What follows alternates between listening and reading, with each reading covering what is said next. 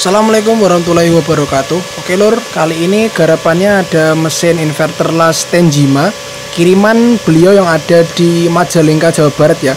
Ini saya konten di bawah, membuat kontennya di bawah karena di atas masih penuh ya lur. Penuh itu, belum bisa bawa ke atas, dan ini full banget ya. Full banget tuh, isinya paket kiriman semua. Ada berapa nih? Hampir 15 di paket yang belum saya buka. Pakai tenan pokoknya. Ini Tenjima ARC 160 MMA ya. Ini mestinya dia pakai MOSFET karena basicnya masih besar seperti ini. Kerusakannya katanya mati atau gimana gitu ya. Belum baca lagi WA-nya beliau, dan ini sebelumnya sudah pernah diservis atau sudah pernah dicoba diperbaiki.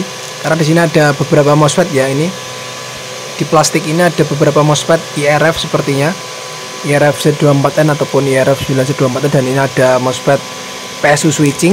Kemungkinan mesin las ini kerusakannya mati total ataupun mati, tidak bisa digunakan, pokoknya tidak bisa normal untuk ngelas gitu ya. Nanti saya baca lagi WA-nya beliau apa kerusakan. Yang penting kita bongkar, kita lakukan pengecekan keseluruhan kerusakannya apa saja, kita akan langsung cek nanti ya. Bongkar dulu. Ini baru aja saya unboxing lur. Paketnya mantep lah.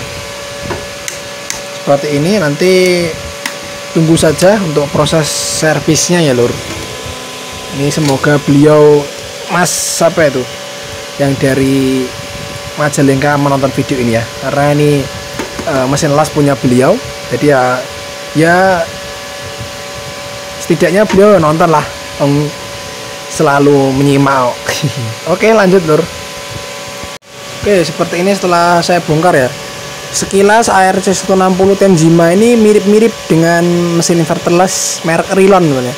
Yang video sebelumnya yang Rilon 160 warna kuning yang dari Kalimantan, mirip-mirip ya dari fisiknya. Terus PCB-nya ya seperti ini, karena ini PCB universalnya ARC 160 MMA ya. Kebanyakan merek apapun itu pasti pakai PCB seperti ini, kecuali Lakoni. Ada Lakoni PCB-nya beda biasanya, elko-nya di atas. Ini pakai 1 2 3 4 5 6, ada 12 MOSFET final untuk output inverter switchingnya, output final inverter. Dan di sini ada 1 2 3 4 5 6, ada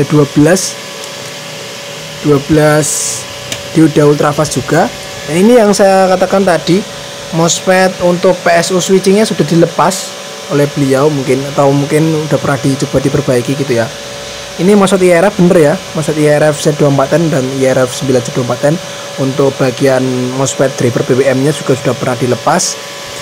Kemungkinan kerusakan seperti ini ya, yang pertama mati total karena di sini MOSFET-nya sudah dilepas. Kemudian yang kedua, api tidak keluar atau api tidak ada, output stang lasnya tidak ada api, tidak ada keluar tegangan, tidak bisa untuk ngelas walaupun mesin lasnya nyala. Ataupun api kecil, bisa nyala tapi api kecil. Untuk kerusakan seperti itu hampir sama. Faktor penyebabnya itu ada di PWM-nya teman-teman ya. Ada di bagian PWM utama yang menyebabkan api kecil, api tidak keluar, api tidak ada, nyala tapi tidak bisa untuk ngelas. Api terlalu besar atau api terlalu kecil, nggak bisa dibesarkan lah gitu. Pokoknya komplit lah, biasanya ada di bagian PWM yang menyebabkan kerusakan yang kaitannya dengan output sorry lor, tadi videonya kepotong, kepencet ya. Jadi yang kaitannya dengan bagian output inverter, entah itu api kecil, tidak ada api, tidak keluar tegangan, maupun apinya tidak bisa dikontrol, apinya terlalu besar, itu biasanya penyebabnya yang pertama di PWM, yang kedua di drivernya, driver MOSFET sini, ataupun di driver GDT, ataupun di outputnya sini teman. Tapi yang sering bermasalah itu PWM-nya sendiri, karena di sini menggunakan IC KA3525 dan untuk op-amp-nya pakai CATX40 yang sering digunakan untuk mesin inverter las MMA teman ya, yang pakai MOSFET. Langsung aja kita bongkar dan kita copot. Untuk PCB atasnya ini kita lepas, kita lakukan pengecekan di atas meja nanti, pengecekan keseluruhan ya, dari PSU, PWM, driver, GDT, bagian jalur driver MOSFET. Nanti outputnya nanti dicek setelah ini normal dulu tuh nih. Jadi yang pertama kita lakukan adalah pengecekan PCB atas ini, PC yang paling atas. Kita lakukan pengecekan, kalau udah beres nanti lanjut ke pengecekan ini rectifier ya. Ini bagian bawah ini menggunakan 6 elko filter untuk tegangan DC primer ya. Ini besar banget ya. Sekali tarikan kalau listrik 900 langsung jeglek ini. Minimal listrik 1300 VA biar ngangkat untuk pertama kali start ya. Karena kalau di kos saya ini listriknya cuma 900 VA teman. Belum buat inverter, jadi kalau dipakai untuk ngisi elko primer sebanyak ini pasti langsung jeglek kalau tanpa soft start bulam ya. Oke, langsung dulu, nanti ceritanya kita lanjut ketika proses pengecekan tegangannya di PCB atasnya ini ya loh. Jadi ini yang dibawakan beliau. Ini ada MOSFET K3878 untuk MOSFET PSU switching. Ini ada regulator 7812 untuk supply 12 volt PWM dan op-amp-nya. Ini ada 4 MOSFET IRF, 2 MOSFET IRF Z24N dan 2 MOSFET IRF 9Z24N untuk driver MOSFET PWM-nya lor. Ini akan saya lakukan pengecekan, tapi ini nanti aja dipasangnya. Kita akan cek dulu apakah MOSFET K3878 sebagai PSU switchingnya ini bermasalah atau masih nyala. Tapi ini udah dipotong seperti ini ya, nanti kalau masih nyala ya kita jumper aja, eman-eman ini nyarinya agak susah soalnya K3878 dan 7812. Ini nanti kita akan coba cek dulu sekalian ya. Saya akan pasangkan dulu di sini apakah si PSU nya masih bisa bekerja atau masih bisa mengeluarkan tegangan ataupun si MOSFET ini rusak. Oke, akan saya pasang dulu lur. Oke teman-teman, setelah saya baca lagi WA beliau, ternyata kerusakannya itu untuk mesin las Tensima ini dia hidup sebentar atau hidup normalnya sebentar ya, normal hidup sebentar lalu beberapa saat langsung mati gitu ya. Jadi hidup nyala sebentar normal langsung mati lagi katanya gitu. Tapi saya belum menerima apa ya, kayak informasi yang lebih jelas lagi. Yang dimaksud mati lagi itu yang mati PWM-nya atau yang mati keseluruhan dari mesin las ini, atau bisa dikatakan mati power supply-nya ya. Jadi ada dua kemungkinan. Yang pertama itu mati PWM-nya, ketika dipakai ngelas itu tiba-tiba mati PWM-nya atau tidak keluar api tapi posisi switching masih nyala. Yang kedua itu posisi mati total atau mati ngedrop gitu ya. Jadi ketika dipakai ngelas PSU-nya ngedrop atau tegangan di power supply-nya itu ngedrop atau drop voltage ya, tegangannya turun dikarenakan rangkaian softstar-nya di sana. Rangkaian softstar itu ya yang ada NTC dan PTC yang di bypass oleh relay songel, relay warna biru itu belum bekerja, sehingga tegangan outputnya yang dari sini, tegangan output dari rectifier dari dioda kiprok dan elko primer 400 volt ini, tegangan 320 volt atau 308 volt yang menuju ke PCB atas dari kabel warna ini merah dan warna hitam ini kan tegangan DC primer itu ngedrop gara-gara itu ya, relay softarnya belum bekerja atau softarnya tidak normal teman. Jadi ada dua kemungkinan teman ya. Jadi ya itu tadi. Jadi saya masih bertanya lagi, saya tanyakan lagi kepada beliau, yang dimaksud mati lagi itu mati BWM-nya atau mati karena PSU-nya ngedrop itu ya. Jadi ada dua kemungkinan nanti. Tapi ini saya coba saya nyalakan dulu, tadi sudah saya pasang ya MOSFET switchingnya, dan 7812 sudah saya pasang di sini. Ini jalurnya ternyata banyak mengelupas teman, atau mungkin sudah pernah dicoba dilepas sendiri terus jalurnya ikut mengelupas. Begitu juga tadi yang untuk MOSFET switchingnya jalurnya mengelupas, dipotong. Ini saya jumper untuk tegangan output dari PWM dari transistor driver yang ada di sini.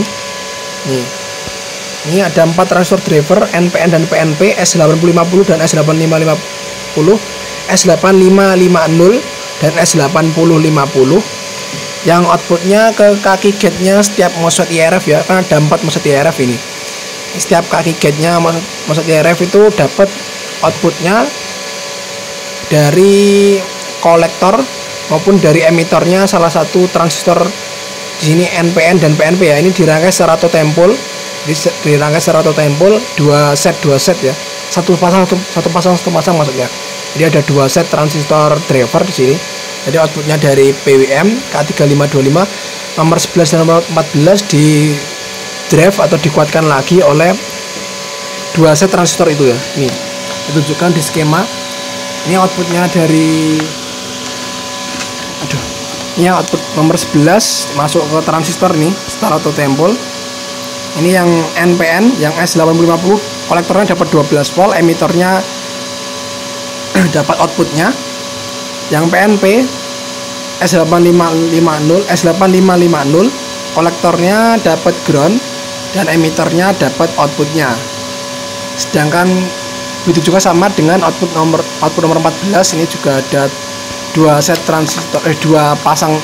dua transistor atau satu set, sama rangkaiannya di outputnya ini dari kaki emitornya temen ya. Ini menuju kaki gate-nya tadi, kaki gate-nya MOSFET ya. Ada 4 lur.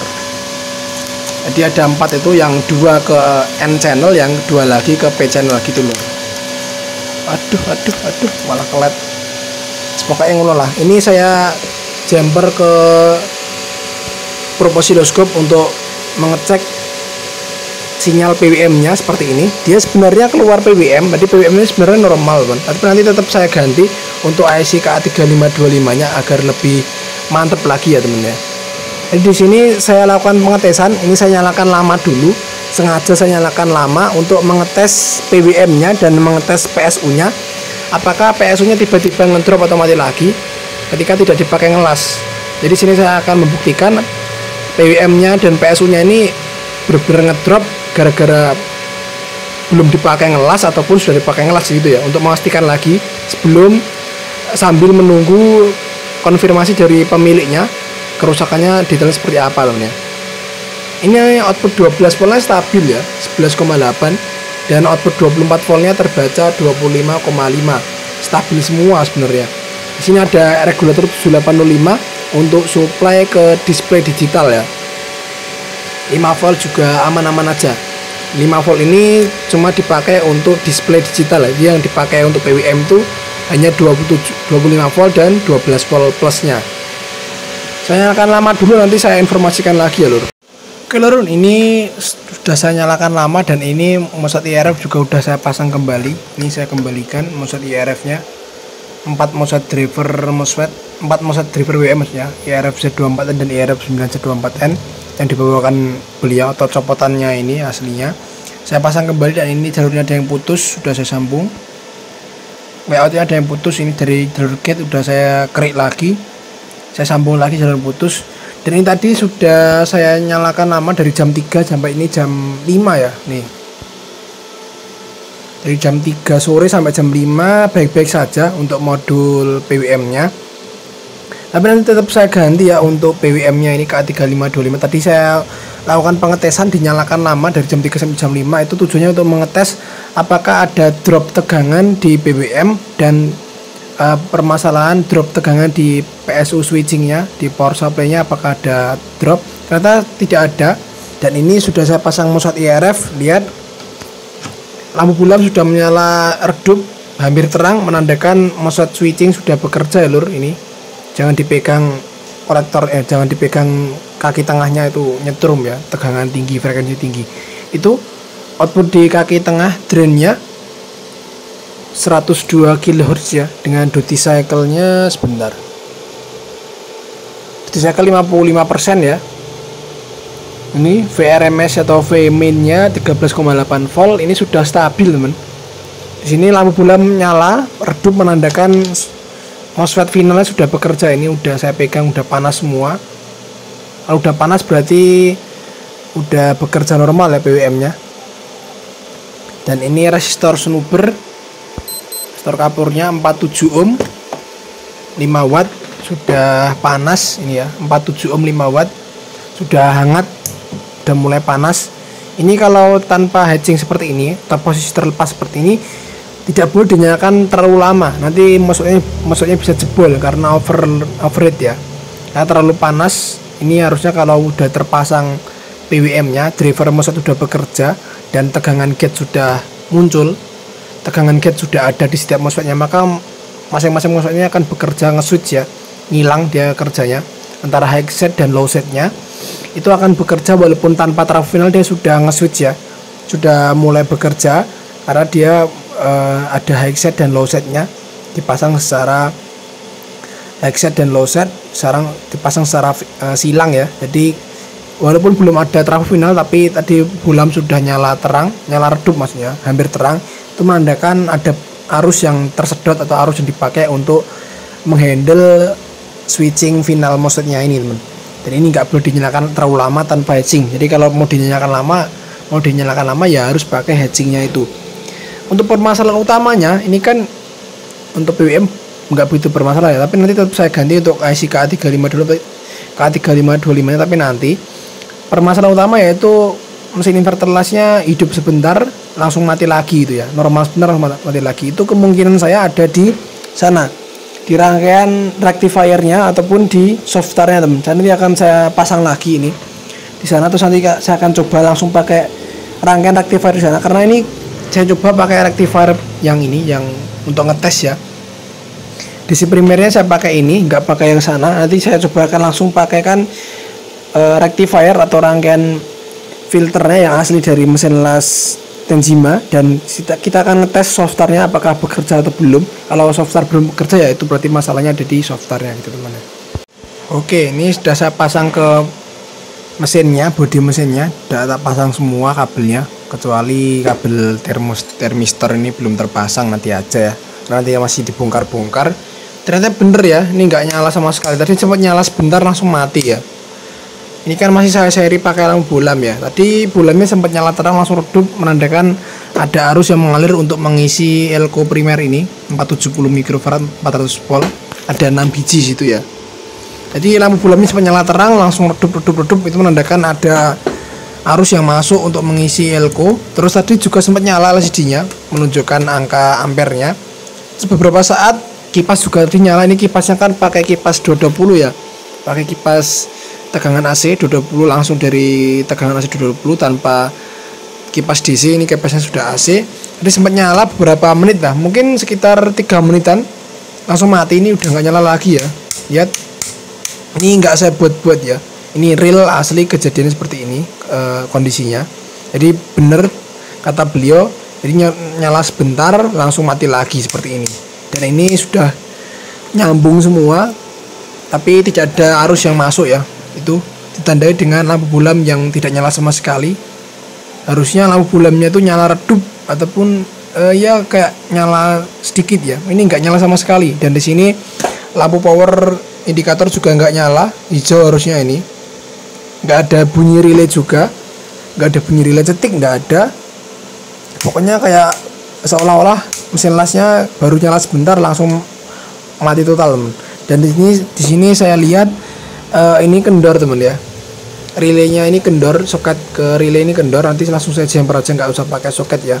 Terus yang kedua di sini ada PTC, teman. Ya, di sini ada PTC. Ini PTC-nya saya pegang panas banget, teman. Ini PTC-nya rusak, teman ya. Kalau PTC seperti ini, PTC kan kalau kena panas berlebih nilai hambatannya semakin besar ya. Jadi ini terlalu panas, akhirnya nilai hambatan di PTC-nya ini terlalu tinggi, terlalu besar. Jadi arusnya yang lewati semakin kecil dan lama kelamaan arusnya hilang, teman. Nggak sampai untuk mengisi elko-nya. Akhirnya dia seolah-olah mati total, teman. Di sini ada NTC juga. Kalau NTC semakin panas dia semakin kecil nilai hambatannya ya, semakin rendah. Kalau PTC kebalikannya, kalau PTC kan positif ya, P-nya positif. Kalau NTC N-nya negatif. Kalau PTC semakin panas PTC-nya itu semakin tinggi nilai hambatannya. Kalau NTC semakin rendah, semakin panas semakin rendah. Maka di sini PTC-nya sangat panas.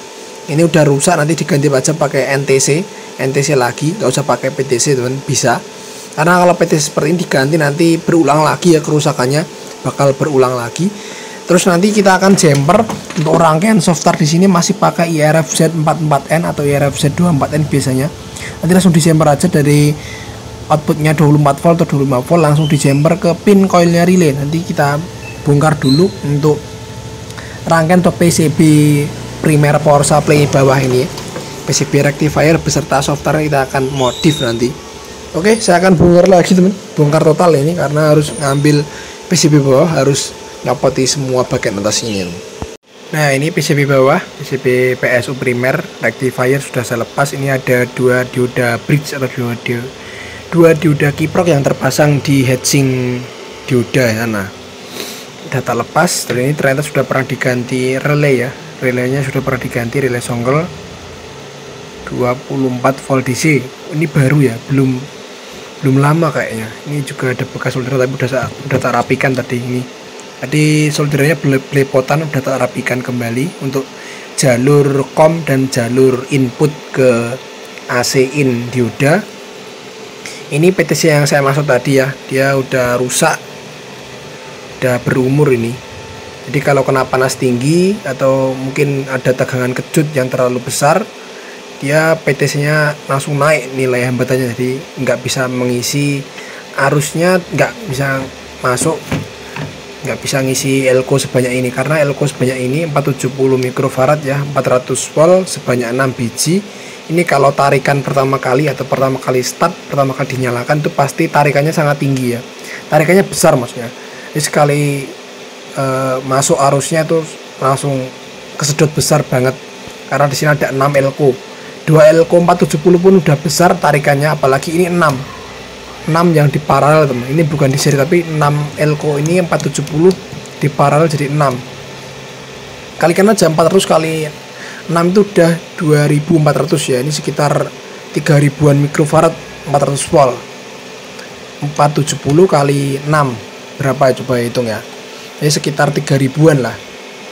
Udah besar banget itu, sekali tarikan pertama kali nyala itu berat pastinya. Apalagi PTC-nya ini hambatan yang arus yang lewati saat dia start tuh nggak sebesar itu. Mungkin kalau start awal ini bisa 4 ampere teman.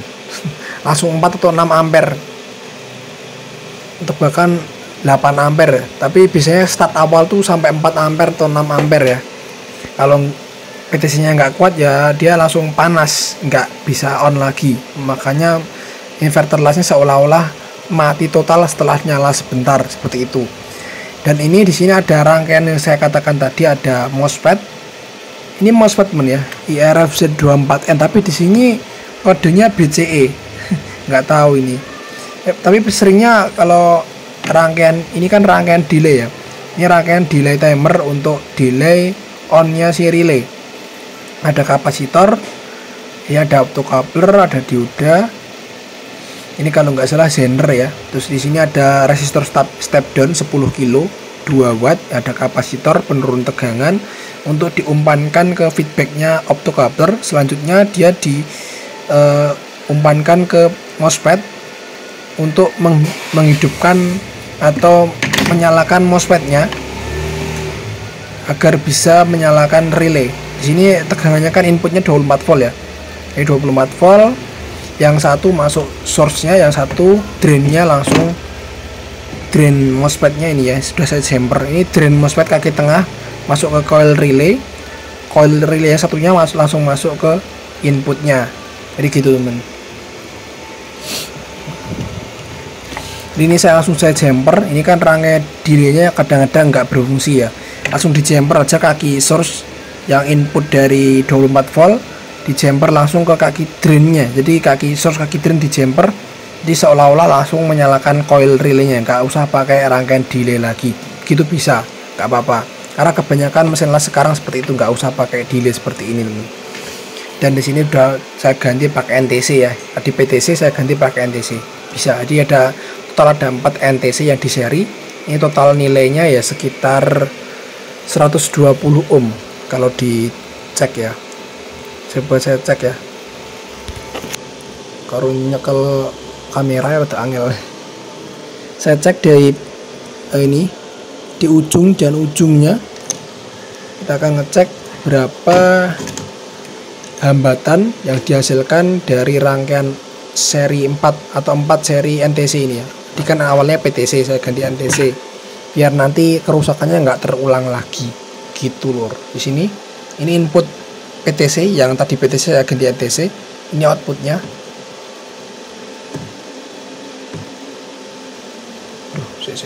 Kok ora muncul. Saya loro kok gak connect dah.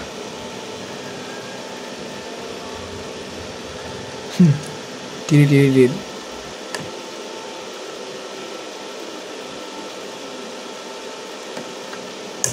Iya tau iki ra muncul iki.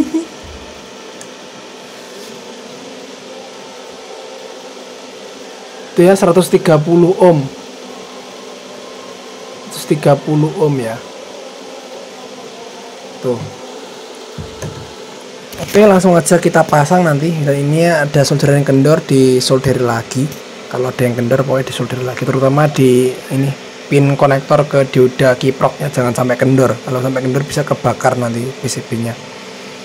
Oke lor, sudah segini untuk cara mengatasinya biar kerusakannya tidak terulang lagi. Oke lor, sudah terpasang untuk PCB bawahnya, dan ini sudah saya pasangkan juga soket relaynya, disolder langsung, nggak pakai soket lagi. Sudah saya kembalikan, dan ini bagian mouse sudah saya solder. Udah dites nyalakan lama, alhamdulillah sudah mantap, sip, nggak problem lagi. Dan ini saya coba di ampere 2930-an ampere.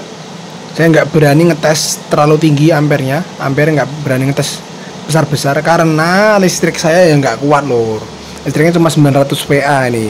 Kalau dipaksa di ampere tinggi ya mesti jeklek-jeklek terus ya. Itu PWM saya tes ulang, DTM-nya saya cek lagi, normal ya, stabil, nggak ada cacat frekuensi stabil di 102 kHz atau 101,8 kHz ya. Duty cycle-nya 55,6%, dan itu untuk tegangan driver MOSFET-nya ada di 14 volt. Ini tegangan outputnya 66,9 volt DC ya. Ini saya ngetes pakai kawat elektroda paling kecil, ukuran piro ini. Iya, RD260. Ini saya coba sekilas ngetes saja karena nggak berani ngetes lama-lama, listriknya nggak kuat lor. Oke, udah sip, udah nggak mati lagi, ini udah normal ya. Kata beliau ini mesin lasnya awalnya sebelum diservis itu ketika dinyalakan 30 detik atau 1 menit langsung mati. Ini udah lama, udah normal ya lur, nih lihat. Oke, jos, ini listrik 900 VA lur. Ya sudah mantap nih, siap kirim ke Majalengka. Oh mantap nih, jos, mantap jiwa. Oke ya, untuk video servis kali ini cukup sekian. Semoga apa yang saya sampaikan bisa bermanfaat. Sampai jumpa di video selanjutnya. Wassalamualaikum warahmatullahi wabarakatuh. Terima kasih Mas yang dari Majalengka.